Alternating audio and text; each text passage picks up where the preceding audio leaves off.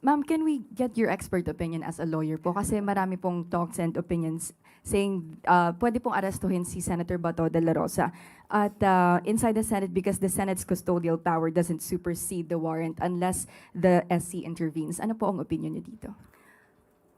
Not as a palace press officer, as a lawyer.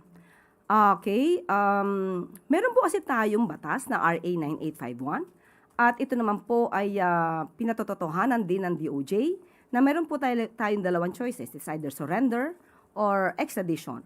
Ang Supreme Court po ay nagpalabas ng Supreme Court circular regarding extradition, but it refers only to a requesting state. And we can say that ICC is not a state. So, hindi po siya applicable na pag-usapan. So, sa ngayon po, ang umiiral po sa atin at ipinapatupad po ay ang RA 9851. Sunod na tanong mula kay Christian Yasores, DZMM. Ma'am, may we know lang din po if the palace received a copy of the warrant of arrest of the ICC and ano po ang reaction ni Pangulo nung lumabas po yung balitang yun? Meron po ba siya mga orders about the arrest warrant? Hindi po namin maibibigay kung ano man pong konkreto na pahayag patungkol po sa warrant of arrest.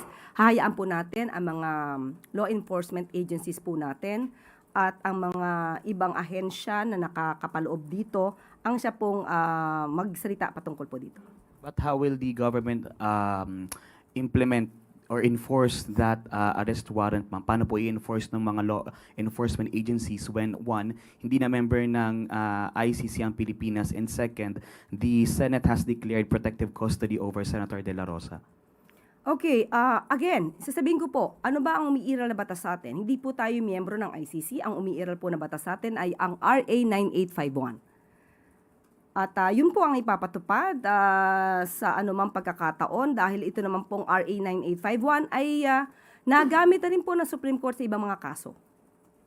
So, ano po yung next question? May pangalawa po. Kung ayun, about naman po doon sa declaration ng Senado na merong protective custody over Senator De La Rosa kasi may concerns, ma'am, na dahil may ganung posisyon ang Senado, baka raw po mahirapan yung law enforcement agencies to enforce or i-arrest si Senator De La Rosa.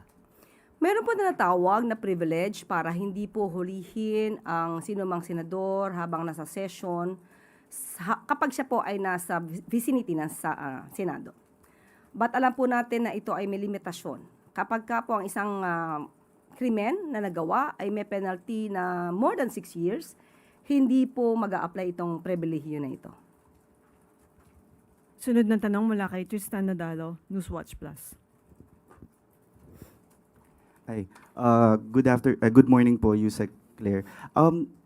Nakarating na sa Pangulo itong warrant of arrest and may directive na po ba siya sa law enforcement agencies on how to approach this? Similar po ba ito sa nangyari kay dating Pangulong Rodrigo Duterte? Nabalitaan po ng Pangulo ang nangyari kahapon at ang lagi naman pong utos ng Pangulo sa lahat ng enforcement agencies, sa lahat po ng pagkakataon, hindi lamang po dito patungkol kay Senator Bato, dapat lamang ay sumunod kung ano ang sinasabi ng batas.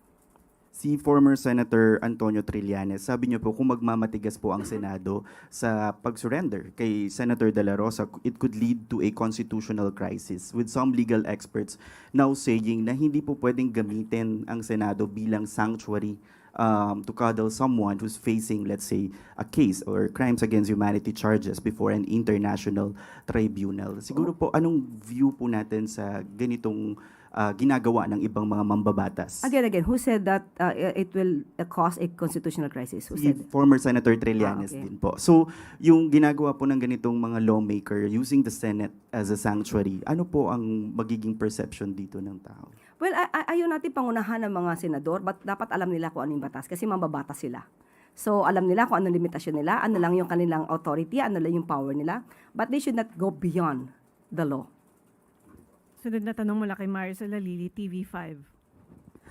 Good morning, Yusek. Yusek, Senator Bato asks the President to protect him as a Filipino citizen. Ang sabi niya, sana isipin niya na siya ay Pilipino. President siya ng sambayanang Pinoy. Sana alagaan niya lahat ng Pinoy. Iyan ang pakiusap ko sa kanya. Your response po. Maski naman po yung mga EJK victims ay humihingi rin po ng proteksyon sa gobyerno. So, ang akusadong katulad ni Senator Bato ay humingi ng proteksyon. Lahat naman po ay bibigyan ng proteksyon na naaayon sa batas. Ano po ba yung proteksyon na pwedeng ibigay ng Pangulo kay Senator Bato if there is? Kapag kung naaresto man po siya, kung maaaresto man po siya, lahat ng karapatan bilang isang akusado ay ibibigay po sa kanya. And what do you think about the timing nung appearance po ni Senator Bato? He appeared yesterday before the Senate after more or less 6 months. And tiyempo siya doon sa impeachment sa Congress and doon sa change sa Senate leadership. What do you think about that, Yusek? Hindi po ako makakapagbigay ng opinion patungkol po diyan dahil wala po tayong komunikasyon nung pumunta diyan si Senator Trillanes. So kung na-timingan po ito, wala po tayong personal na kaalaman. But the fact that he appeared before the Senate, you think it's a positive development? That Senator Bato appeared, I hope he will appear every time he should be asked to work and to perform his duties. Thank you, Yusek. Follow-up question mula kay Ivan Mayrina, GMA7.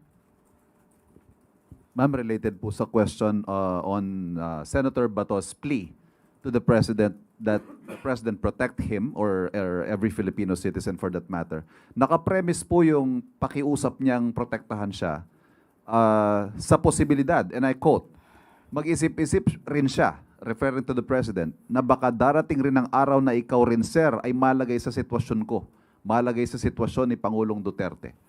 Ano ho ang komento ng palasyo dito? Is this a scenario that the President even thinks is possible when he steps down? Same situation and scenario as compared with the former President Duterte and Senator Bato, Being charged and arrested for a crime.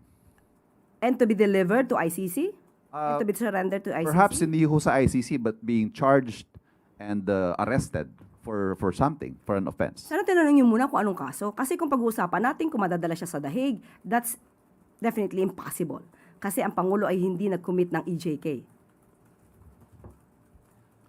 Ma'am, ito naman pong nababanggit nyo kanina na RA 9851. 9851. Okay. Ano ho ang official position ng pamahalaan ng Pilipinas tungkol dito sa ICC arrest? Of course, you said we do not recognize the jurisdiction of the ICC because we are no longer a member. But the fact na may arrest warrant po at ini-implement ngayon, ano ho official position ng gobyerno? Ang nagsampa po kasi ng kaso sa ICC ay kapwa natin Pilipino. At mayroon din po tayong obligasyon sa Interpol, mayroon din po tayong obligasyon na ang lahat ng dapat na managot ay managot. Dahil dapat din po natin proteksyonan yung mga di umano na nabiktima ng EJK. At ayon sa RA 9851 at maliwanag to sa Section 17, na kung meron na pong nakapagsimula na state or international tribunal patungkol sa pag-iimbestiga, ay pwede nating i-defer. Pwede nating i-waive yung ating karapatan at ibigay na sa international court ang pagpapaimbestiga. At yun lamang din po ang sinusunod ng RA natin dito sa RA 9851. Ang huli po. Sabi nyo, ang mga senador, mga mambabatas sila at sana alam nila ang gagawin nila na naayon sa batas. At what point will the executive intervene? Pag nakikita po natin, halimbawa, na dapat i-implement ang warrant and the Senate is becoming yung kanlungan, ika nga sa tanong kanina, ng isang fugitive. Depende po. Ayaw ko pong ilagay muna sa sitwasyon ang gobyerno sa maaaring ganitong kaguluhan. Dahil lahat tayo dito, ang mga mambabatas, ang executive department, alam po natin ang mandato at alam po natin ang limitasyon. So wala dapat na mang-aabuso ng kanilang kapangyarihan. Sunod na tanong mula kay Rafi Ayeng, Daily Tribune. Good afternoon, ma'am. Ma'am, doon sa recent rukos nga with sa Legislative Department, ano na lang po ang panawagan ng palasyo sa mga sambayan ng Pilipino, lalo na sa mga Duterte at Senator Bato supporters na sumugod pa sa Senado at ipakita ang kanilang galit sa gobyerno? At handa po ba ang palasyo sa mga kaguluhang ito? Galit. Kapag ka po ba, if ever mag-implement ng valid warrant of arrest or pagpapatupad ng utos ng isang korte, dapat po ba na ang mga Duterte at mga supporter ni Senator Bato ay maghasik at magalit sa gobyerno? Hindi po ba dapat tayong lahat, kahit anong kulay natin, ay dapat na tumutupad sa batas at pinapatupad ang batas? So, hindi po kinakailangang magkagulo. Alamin lamang ang batas, sumunod sa batas, at hindi kinakailangang gamitin ang puwersa. Hindi kailangang gamitin ang mga harassment na nagagaling sa iba't ibang kampo.